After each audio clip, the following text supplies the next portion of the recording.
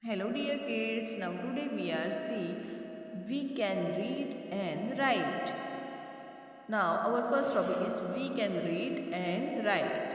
Read the words aloud and write them in your notebook. लफ्ज़ को बुलंद आवाज़ से पढ़ो और अपनी बयाज में लिखो.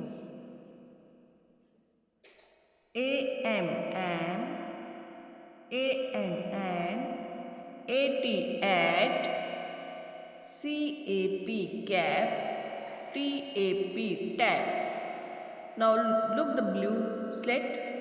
PET pet NET net BED bed END end BEND bend IN in IT it BIT bit FIT fit and TIP tip ON on OF off NOT not POP pop TOP top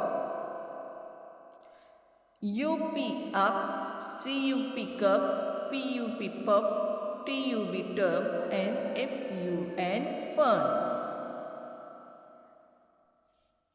Look the B group. A cat, a fat cat, a fat cat on a mat. A pin, a tin, a pin and a tin in a bin. 10, 10 men and a pen. A dot on a pot. A cub in a tub.